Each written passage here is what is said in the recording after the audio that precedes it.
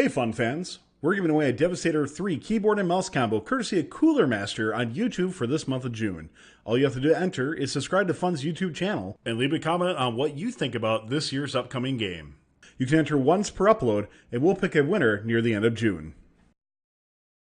We're going to run back into our first show of the night, which is North Super Regionals Tinker Finals 3. This is my match, and I'm really excited to get into it. So a backstory, after an intense battle for first place in the admittedly slightly unbalanced Tinker division of the North Super Regionals, Team 1091 Nyan seeded first, picked 8393, the giant diencephalic brainstem robotics team, and Team 7129, the Robo Raiders. They faced off against the second seed, Omega Robotics, Kraken Pinnin, and the Weapons of Mass Construction. So let's get quite into this match, and man, it was a doozy to watch. We'll start off with Autonomous. At about as the 22:25 mark rolls around, you can see everybody has hit their 85-point autonomouses. And as we get closer to the end, you can kind of see that Red ends up scoring three additionals, two in the corner and then one to the side. Whereas Blue, you can't really see because Dale's doing a good job of standing in the way, but misses all of their multiglyphs, which, as we're going to start off into driver-controlled, is a big advantage to Red. It's a 45-point bonus. So the obvious bonus is if both teams in this match get to the soft cap of 628 points, then Red wins. That's just the way it goes. We pause it right there, Tyler. Yeah. Sorry to interrupt you, Ethan. No, that's fine. So then it also gives them some bonus and some wiggle room in case they mess up a little bit. So if they knock over a relic or get into the second zone instead of the third, they can still win that match. You can notice over at, 2 minutes and 9 seconds left in the match, Brainstem did pick up 3 glyphs for just a second and got called for a minor penalty there.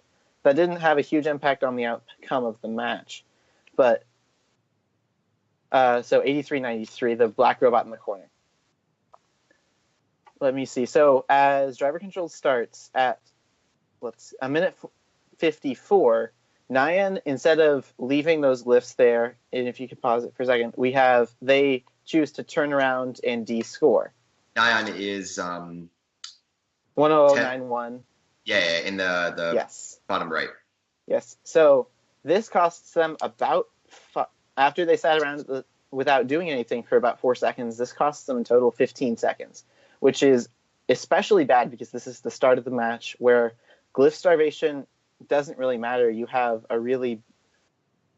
the best selection of glyphs for the whole event. So we can start rolling again. And as we watch a little bit more of this match, you can see Red's corner robot 8393 really taking the advantage and going really, really fast at this. So Nyan has finished up scoring their side. In 20 seconds, they've done half the box. So yes, this is 8393's match to win. So let's see here. Yeah, they are miles ahead of everyone else, and that they end up staying about a cycle ahead of Omega. So at about a minute 14, right as this rolls around, Brainstem's finished their cipher. Omega's a cycle behind. Nyan has 4 more glyphs, 2 cycles, and Kraken Pinnin has 5 glyphs.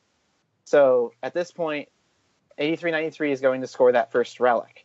So we can watch as they do that, and you still have 1091 kind of struggling. They are the slowest cipher in this match, spoiler alert, and it really ends up hurting them. Talking about Nyan? Yes. I mean, it doesn't really matter. They're ahead of everyone right now. I mean, ahead of everyone but Brainstem. Yes. And then, so here is kind of where we see some really intuitive defense. And if we can skip back to about 56 seconds left in the match, we can see, let's see here. Sorry, find my notes. So we really see some of the more intuitive defense in this match. So as we play forward a little bit, we can see that Omega has pinned those two 7261 has pinned those 2 gray glyphs against the wall that Nyan needs. And then Kraken Pinnin 8680 sweeps in, gets that first brown glyph, and then turns to grab that gray one. this instead of in taking the gray one right in front of their collector. So that means that they have stopped 1091 from grabbing those 2 grays that they need right in a row and delayed them those few extra seconds. So if we could skip back to about 49 seconds left, we'll turn our eyes to 83-93, and we can watch them pick up and then score a relic. So as we noticed, Nyan 1091 has not completed their cipher, and there's about 45 seconds left in the match, which means they have just scored an early relic and rendered its score value as 0. So this is the moment that decides. Right there. Yep. So the Red Alliance just lost. They are 55 points down. Yep. And talking a little bit about the easiest ways that Red could have won this, which a lot of the audience thought they were going to do. The easiest way is they could have waited to score that relic. But I think the bigger issue here was Nyan's really oddly slow cipher. They were consistently really sub-minute 15 here throughout the whole event. And then they just took that long. And I think a lot of that was they drove really shyly, is the only way I can kind of describe it. They fell prey to a lot of defense. So especially played by 8680 and a little bit by Omega. So if they had jumped in a little bit, they had that 4 seconds of not moving at the start of the match, which could have hurt them a little bit, but I don't think made that big of an issue. And then descoring those glyphs at the start, spending 10 seconds on that will really hurt them, I think. Because right at the start of the match, that's when you need to be after those glyphs, because that's when you can grab them really, really quickly. And then they fell prey to that thing that Peter was talking about earlier, where at the end of the match, the glyphs are all starved, and you have to get them wherever they are. Yeah, and something I'll add to that is that when you have a game like we did this year, there might not be a lot of like typical defense being played, but there's a lot of subtle defense being played. Just someone bumping into you or going taking an extra turn or taking the gray glyph that was next to them instead of directly in front of them just slows someone down. Whether that's intentional or not, it is a form of defense. So I'd say to everyone who's watching, you kind of need to be aggressive when driving in a game like this, and usually you do in every game. My team has never driven aggressively ever in our life because we're too worried about breaking our robot. Mainly it's me. I'm the one driving. And I realized as soon as I got to NSR about 4 matches in, I either needed to drive like I stole my robot, or I just needed to go sit down and go home, and you need to just get your robot in there. Yeah, typically, most robots are pretty strong. I was pretty surprised how strong a plastic robot is. You can take a few hits from the side.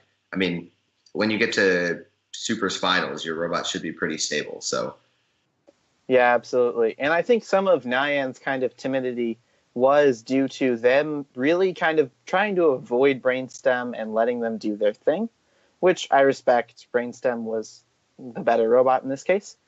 But I think it ended up hurting them a lot, because if they had taken that initiative and jumped in, even if it cost 93 a few seconds, they would have ended up completing that cipher a lot earlier. And instead of them getting starved for glyphs, starving the Blue Alliance for glyphs. Yeah, right there, actually. That second right there, 103. If we want to go back, 103 to be exact. Nyan just sits there. Yep. They could have easily pushed that balancing stone and just forced him over. Nyan had a pretty big robot, if I remember correctly. I think... even just sitting behind 8680 right there. I believe 8680 had Mechanism wheels, is that right? They did, yeah. And Mechanism, I mean, it's at times hard to push, but if you can get behind a Mechanism robot, I think Nyan had tank. They should have just plowed right in, and that's totally legal. You just got to push a little. But instead they waste a good amount of time going over to get one gray glyph and then having to loop back to get to get the other gray glyph. Yeah, I really think. Oh, sorry. Go ahead. We saw a lot of that little micro defense from 8680, which is why I really like this match. And I don't even know if it was all intentional, but they did do a really good job of slowing down both of those red robots, even from playing in the corner. which is one of the advantages of playing in the corner as the slightly better team, which I don't know if they were, but I definitely have to agree with that. In this season, there were really three teams that I thought had the capability of playing really effective defense, and only one of those teams went to Detroit. That team was 86-80. I mean, like, yes, you had the infamous redneck defense. You even had 7209 coming in there with their 6-inch wheels and really wrecking some havoc. But in Detroit, 86-80, both in obviously in NSR as well as at Detroit, proved that they were really capable of playing both an offensive but also a defensive game.